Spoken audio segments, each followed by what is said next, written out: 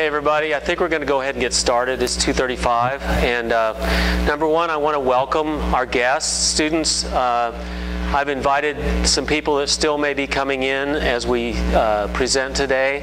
So why don't you give them a hand for coming and spending time with us for a whole hour. And we're really honored to have you here. Come on down. You're welcome, Angela. Come on down. She's one of the wonderful people that's going to join us. We're really honored to have you here, and I think you'll see why. Partially that's because we really want to add value to our community. And so we invited you as part of the community. And you'll notice that there's lots of different levels of community participation represented in the room. And I tried to get as many as I could so that we could see that everybody's a part of that. So the first thing I'm going to do is pray, and then we'll do something else. Okay? So will you pray for me, with me? Lord, I just thank you for this day. I thank you for these students. I thank you for the staff, faculty, and members of our community. I thank you, Lord, that we're all members of the same community here at OKWU, and that this is our home, and that it's a wonderful place, and we're here to ask you to help us even make it better. In Jesus' name, amen. Okay, students, you may have to grab some of the newbies that are here. We do a thing called New and Good. Who can tell us what New and Good is? Come on. I don't see any hands. It's really bright up here. It's James. It's what? I want you to share something new and good about our life. Okay. What's going on? Okay, so I know we got a lot of people here, so turn to the person next to you, and each of you, or find somebody, move in, get close, snuggle up. Well, maybe not that far, but share something new and good that's happened in your life since spring break. You can't count spring break. It has to be since spring break, something new and good. Talk amongst yourselves.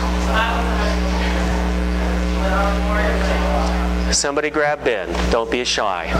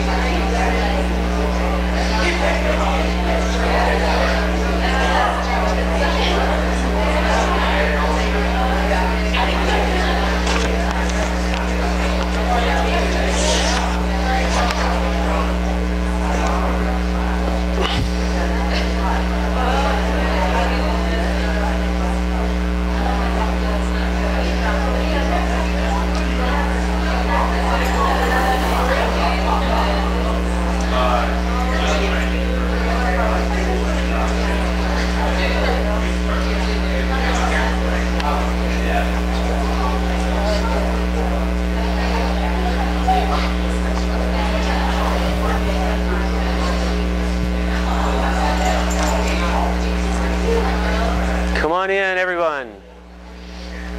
All right, has everybody shared something new and good? Well, you can always do some more later. There's never too much time.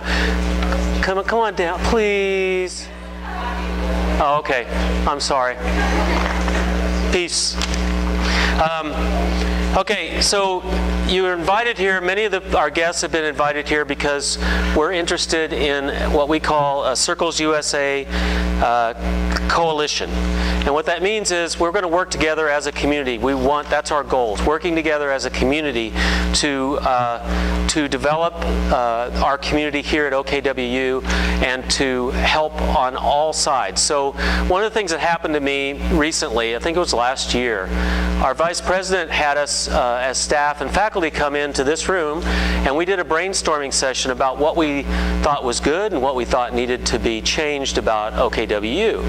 And one of the things that was striking, I thought there's a brilliant idea, and we kept a list of those things, and I don't know what happened to all that, but one of the things that struck me during that meeting was that there were no students.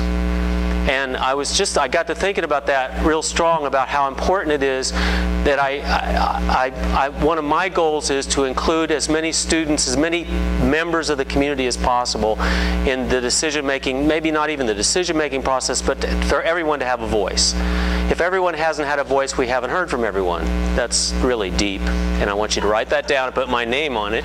But you know, it just, if we don't have, and one of the things about educational system, I've been doing a little work on that myself because I'm actually working in school. I'm also a student. One of the things about educational system is that students tend to be afraid to speak up because you're being graded no matter what you do. And so what we want to do is try to overcome some of those. That's called a barrier, as a matter of fact.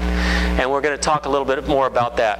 But since then, and actually before that, I met this person that came into my class. I had somebody set up guest speakers. And this person came into my class, and they did a little role play in one of our classes. How many students were here for that? For Gina, when she came the first time? Raise your hand, Jamel. Raise your hand. We had an experience that day that opened my eyes to what, and it really wasn't about school, it was really about poverty, someone in poverty, and how they might feel trapped in poverty. And what it started the ball rolling into a process of learning about how we have mental models about other people and ourselves that keep us stuck. And so Building Bridges Out of Poverty last semester was a class that we did to teach us about those internal mental models that we have that keep us stuck where we're at. We may not like where we're at. We may think we like where we're at. But again, it keeps other people out and keeps us feeling safe. And so one of the things we did was learn in that program what it was like to have internal barriers. But and one of the things we started during that semester was examining what are the factors that it takes to make students successful. And campus people call that student retention. That's another word for it. It's how do we get you, first of all, if you get here, that's one thing, but how do you stay and finish your degree and finish it successfully? And you know, there's going to be circumstances where some people is going to decide to go somewhere else for a specific reason. But if you leave for reasons that have something to do with how we're doing things, then we really want to help you with that. And we really, I mean, I do. I'm pretty sure pretty much everybody does. So we started looking at the factors to student success, and we had to try to figure out, well, how do we access those factors? Because there's things that can keep you from being successful as students, and there's also things that are there, but maybe you don't feel like you can access them. And so that's the other thing. And what we learned about that, we have to do it in community. We have to do it together. We all have to work together. So that's what led to sort of the brainstorming class that I went to in here, and got me to thinking about having students experiencing that with us. Seems like there was something else that I was going to talk about in there, but I think that's it for me. Yeah, that's it for me. And what I'm going to do is introduce Gina. Gina Elias is the Director of Circles USA, which is a national development center for, I never say it all quite right because we changed the names, they changed the name on me. Well, yeah. National Development Center here in Bartlesville, Oklahoma. So why don't you give her a hand, and she's going to share some things with us. Thank you.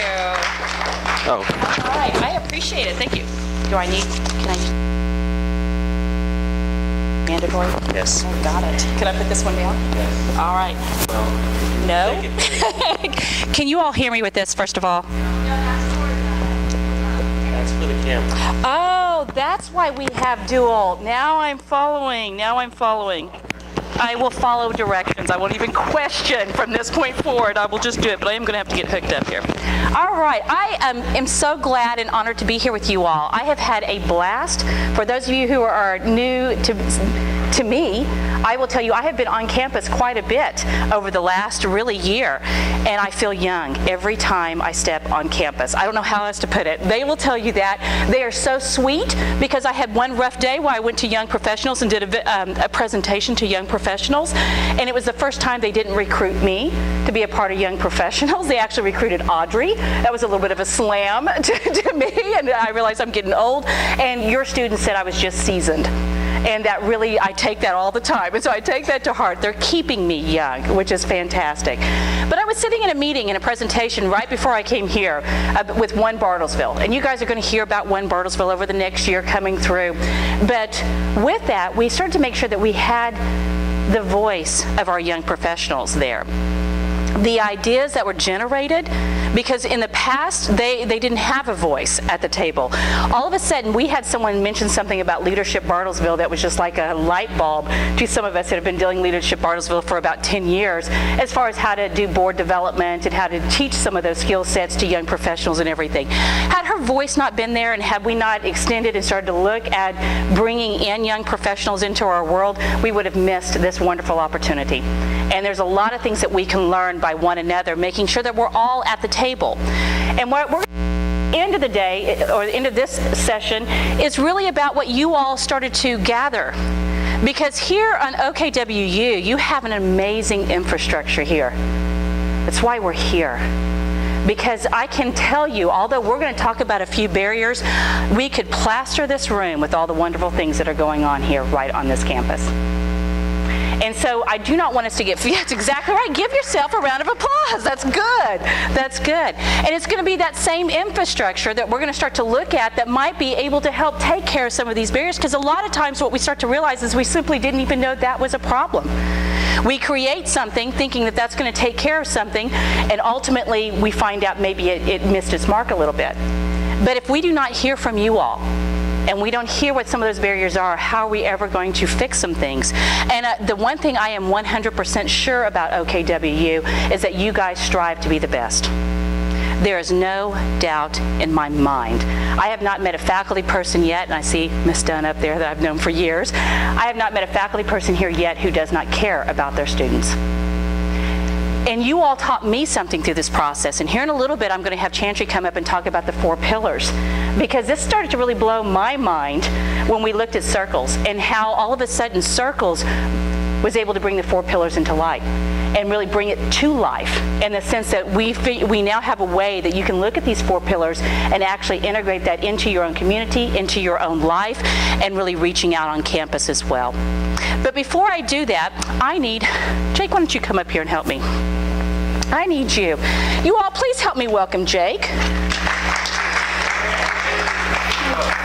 Jake is this amazing, beautiful, intelligent, smart, caring woman. Yeah, woman. In our community, and is a student here at OKWU. But I'm going to tell you, do you have a name for you? I'm going to name you anyway. Jessica. Jessica has been here for a while, and Jessica has a lot of stressors, a lot of pressures. But the one thing Jessica is committed in doing is being able to get her degree. So with that comes the pressures of school, right?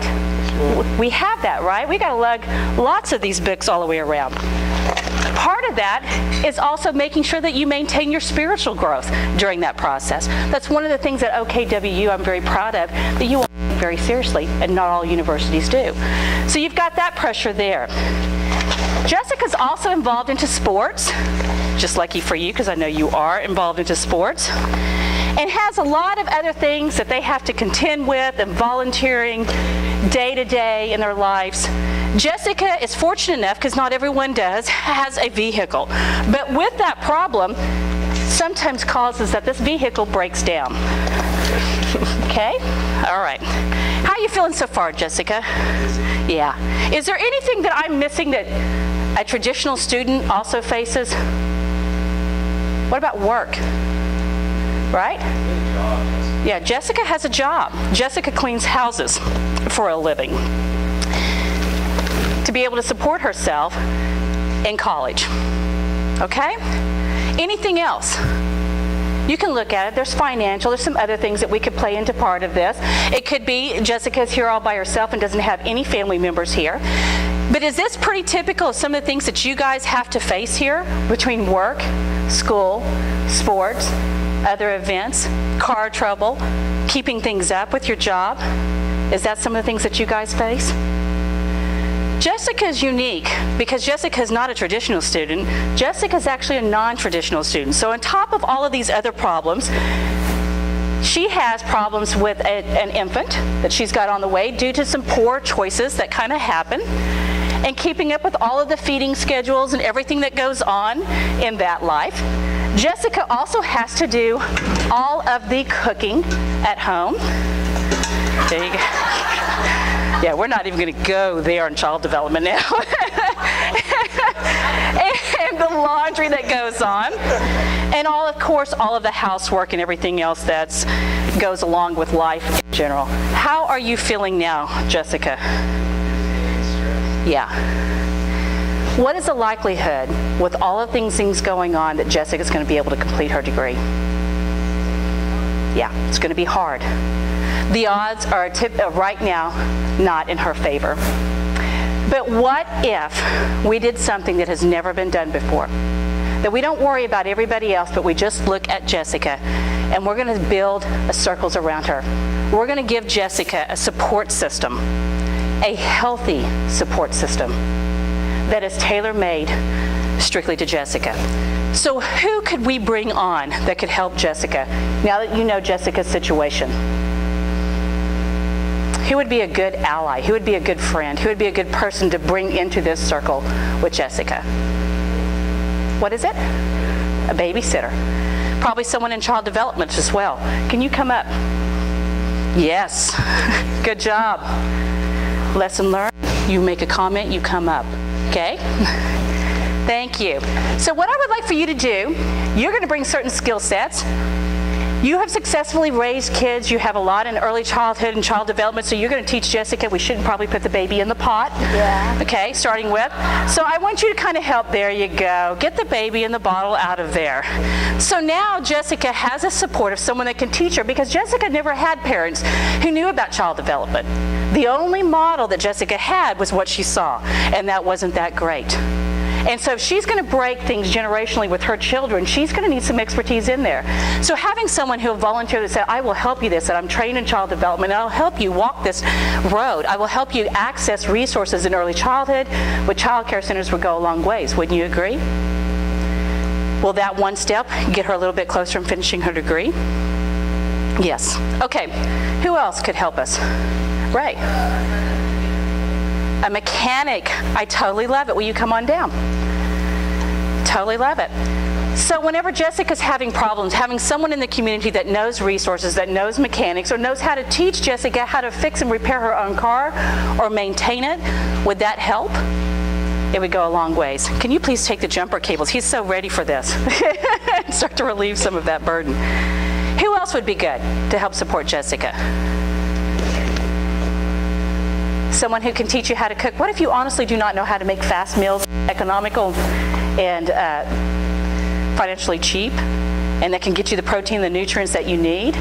So having someone that knows how to cook, who can teach you how to do casseroles, things like that you can think ahead of the time, because you have very limited amount of time between work, taking care of kids, and going to school, right? So Jamel, can you come on down?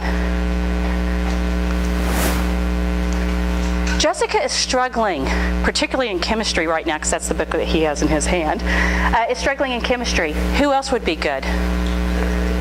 A tutor. Can you come on down?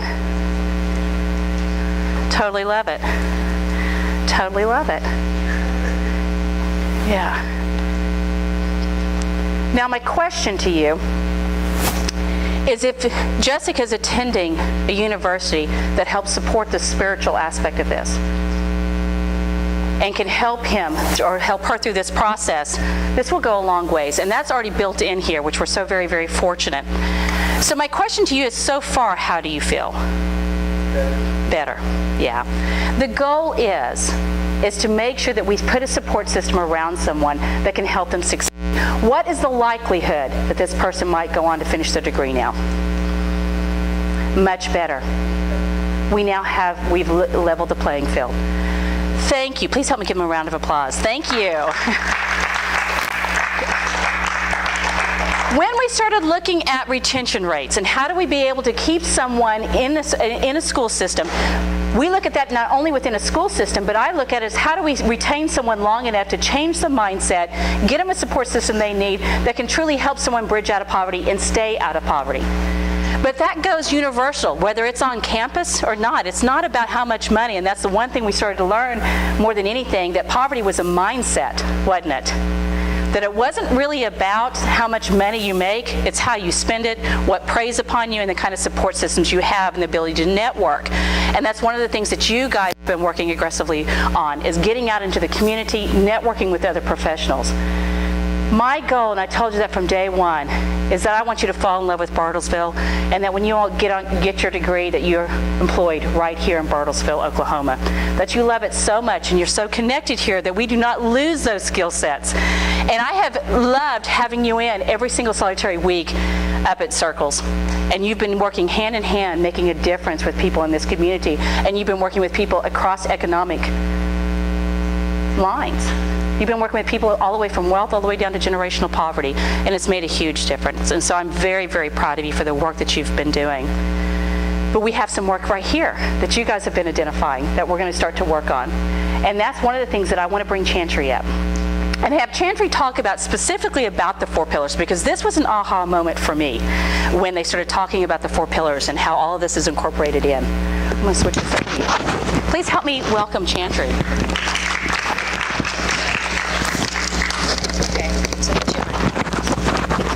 Not used to 2. Okay. Like Gina said, when we got together, we started kind of looking at this, and we brought up the 4 pillars because that is the foundation of this university. It's a big part of the university. And we realized that it had a lot to do with Circles, that the 4 pillars and the ideas of those really played into the Circles mission as well. So the first pillar is the primacy of Jesus Christ as the incarnate Son of God, the Alpha Omega, the beginning and the end, who is the lens for all learning and the Lord of our daily lives. In building bridges, we learned about 3 different lenses. The first one is the individual lens. And here at Oklahoma Wesleyan, we are blessed to be able to look through a spiritual lens when we're here. We are taught how to take our faith and look at the worldviews going on around us, and we're also taught how to take our faith and incorporate that into our degrees and into what we want to do for our future. We also learned about the institutional lens, and this lens is all about community. And here at Oklahoma Wesleyan, I know we strive for a spirit of servitude. We strive to help others. We strive to go out into our community and to give them the love of God. And so it's better accomplished, and we can better serve those if we know exactly who it is we're serving, if we know exactly what it is they struggle with, their specific needs, instead of just kind of guessing. And that's really what this class does as well. It teaches you about people, so you can better serve them and better help them. And then there's also the political lens. The students of Oklahoma Wesleyan now, we're the future. We are the future congressmen. We are the future game changers and the future people who are going to implement things and implement change. And once again, by understanding people of all classes, understanding all their languages, all their mindsets and their struggles, once again, their thinking models, we can better navigate our society and we can better implement change in the future. In Psalms 140:12, it says, "I know that the Lord secures justice for the poor and upholds the cause of the needy." The second pillar is the priority of Scripture as the inerrant and authoritative written word of God that guides us in all matters of faith, learning, and living. As Gina said, many people live in poverty and they don't even know it, because poverty is not just financial, it's also a mindset that people have. Poverty is acting in tyranny of the moment, which is living for the now, not having any consciousness or awareness of the future. And this can also be a spiritual impoverishment, because we are told not to live for this world, but to live for the future and the riches that we will gain in heaven. And so by being in this program and in this class, it teaches us how to recognize when we're living in tyranny of the moment, how to address it, how to be thankful for what we have now, but also look forward to the future.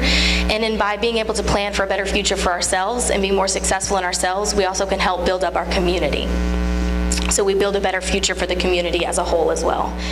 Proverbs 30:8-9 says, "Give me neither poverty nor riches, but give me only my daily bread. Otherwise I may have too much and disown you, and say, 'Who is this Lord?' Or I may become poor and steal and dishonor the name of God." The third pillar is the pursuit of truth as an objective, attainable reality, grounded in the person and the example of Jesus Christ and anchored in the Bible. Here I want to focus on the word reality. We talk about mental mindsets, mental models. A lot of people have very negative mental models about people in poverty. They think, oh, they're lazy, or they just don't want to get a job. They're just living off the government. They're just, sitting at home, not worrying about anything. They're just completely uneducated, unmotivated. And here in this class, you learn to get on the ground level with them. And you actually learn that most of the time, none of those things are true. They just have a lack of resources. But it teaches you to open your mind, to look at the issues that they're struggling with from a non-judgmental point of view. And it helps us to understand what poverty really is. And it's by learning these real needs and struggles that once again we're better able to serve these people who God calls us to love and serve. So in Proverbs 28:11, it says, "A rich man may be wise in his own eyes, but a poor man who has discernment sees through him." And the last pillar is the practice of wisdom as the goal for all members of the university community who work to promote healing and wholeness in a broken culture in a hurting world. Our community is broken and it's in need of desperate healing. And this class, this program, shines a light on the areas that people struggle with. And it really equips not only the students, but the people who are involved in the program with the tools to help these people. And it also gives them the knowledge to use these tools efficiently and successfully. It gives people in poverty the chance to speak up. Because before, like Professor View said, it was never the people who were struggling who had a voice. They weren't the ones who were at the table saying, this is what I need help with. It was the people above them, kind of saying, well, this is kind of what I think I see, or this might be an issue. But this really gives people who are struggling the voice to stand up and say, this is what I need. And it gives, like we said, the broken community a voice. And in Proverbs 31:8-9, it says, "Speak up for those who cannot speak for themselves, for the rights of all who are destitute, defend the rights of the poor and of the needy." There's already been a lot of success in this program downtown, the circles that meets on Thursday nights, and I truly believe that if we can implement this program here on campus, that it will be successful and that we can implement change and we can help students here be more successful. So, thank you.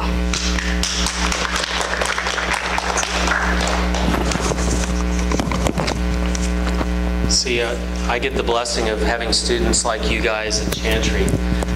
That was just a great example of that. Dr. Piper, eat your heart out. That was the 4 Ps, just par excellence.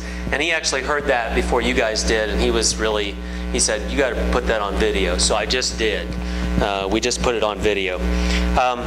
I'm going to talk to you a little bit about internal barriers.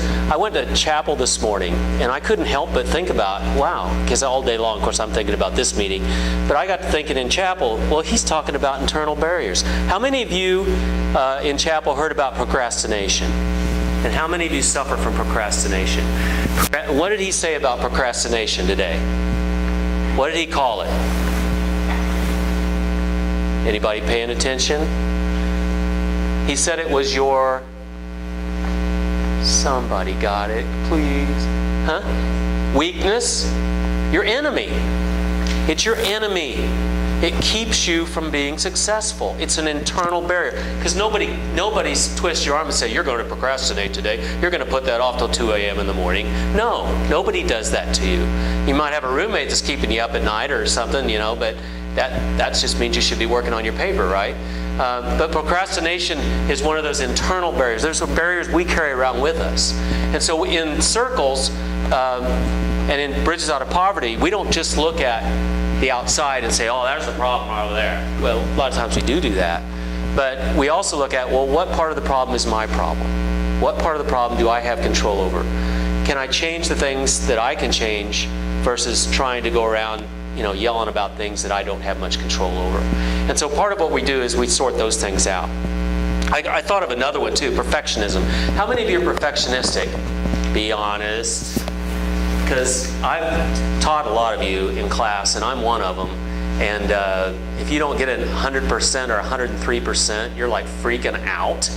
That just always almost freaks me out to see that. It probably bothers me because I'm kind of the same way.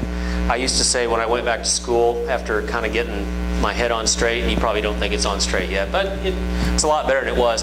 I used to say I should have got 2 A's for every A I made because I worked so hard at it, thinking that, oh man, I got another chance here. And but some of you have that also. That's another internal barrier. So we all have internal barriers. Some people may have depression.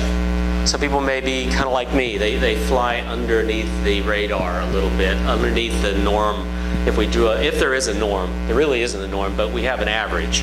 And some of us fly under the average, some of us fly over the average, like an anxiety. So one of the things that I want to emphasize today about internal barriers is, and I saw Professor Rotz, I think he ducked out on me, but he came to my class one day and talked to us about existentialism and how existentialism was really about personal responsibility. That it was really my responsibility to take care of the things that were my problem, and it wasn't anybody else's responsibility.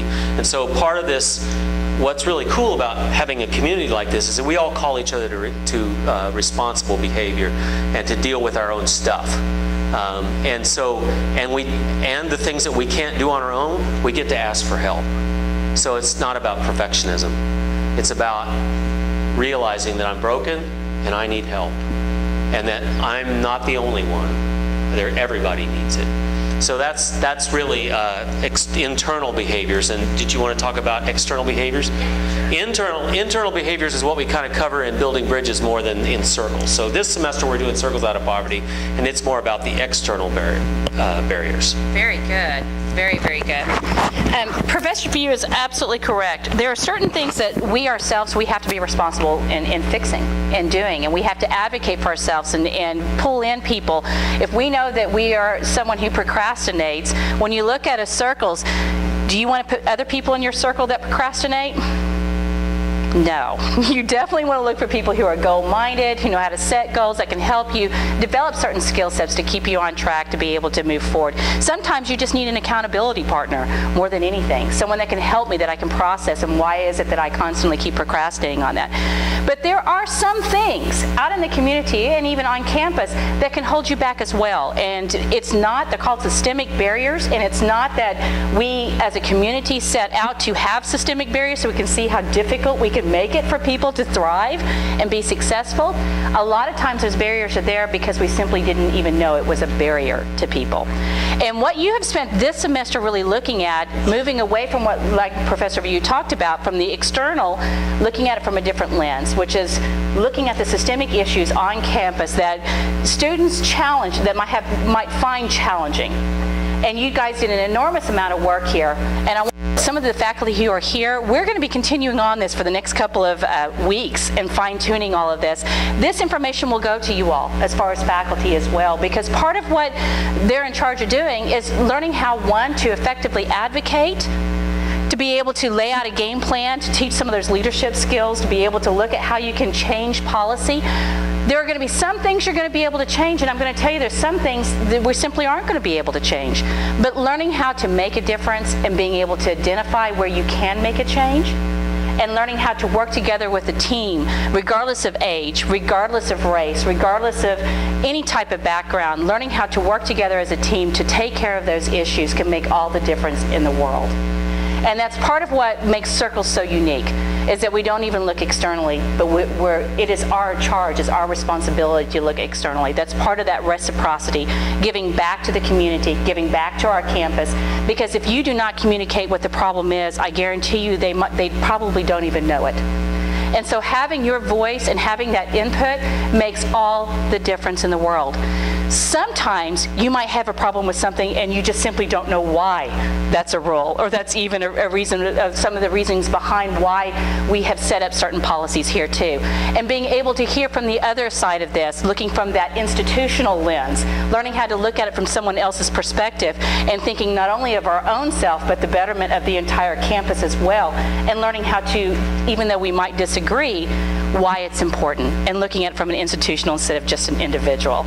And so these are the things, so those are the faculty that are here that they're going to be working on aggressively. And we're going to be talking about really the next step. And the next step here on campus is really the formation of the Guiding Coalition.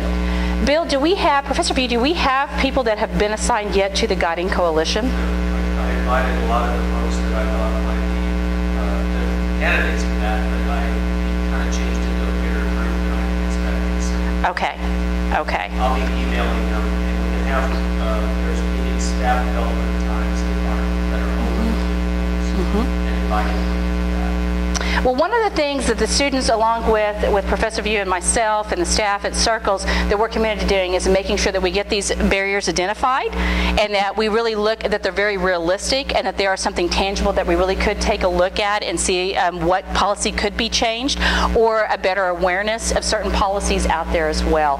And so we will be fine-tuning that, and that should be ready by the end of next week. So we will have this Friday's part of next week's sessions, and then all of that, we'll have something tangible to be able to send out in that area. The next thing will really be, and that's our next step, is who needs to be at the table when we start to address some of these policies, when we start to look at how we can promote change. And that's really going to be in what policy do we want to take on first, what's really tangible, what's really doable, and what will really have an impact. Because I guarantee you, a lot of times you take care of one, it seems like it has a rippling effect. It takes care of multiple things. We're going to be looking at how we can develop a support system and helping any way, the community coming in and helping you all. You all give so much to the community. Wouldn't it be wonderful if we could start to create allies here? That if you have a problem and you're saying, I'm here all by myself, I'm an international student, I'm a student from out of state, I do not have any family around me or anything like that, I need some help building a support system to give me a better chance of being successful. That we can cultivate that and grow that here on campus. And that's one of the things that we take very, very serious, because when I look out in the community, I see everybody as an asset. 1 out of 2 children in this community now live in poverty.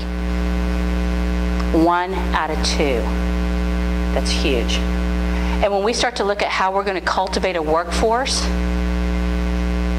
right here, what you all are doing is a game changer for our community. You all learning the skill sets that you've been learning, becoming strong leaders. Like Chantry said, you are our future workforce. You are our future congressmen. You are our future president, could be sitting in this very room right here.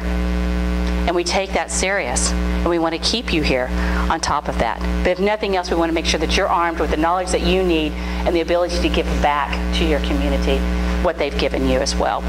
So I'm going to open up to a few questions, first of all, particularly for faculty, because those of you who are students have been at this for a while. So it does not need to necessarily be me answering that. If one of you guys have the answer to this, please let me know. But is there any questions before we start talking about what these external barriers are?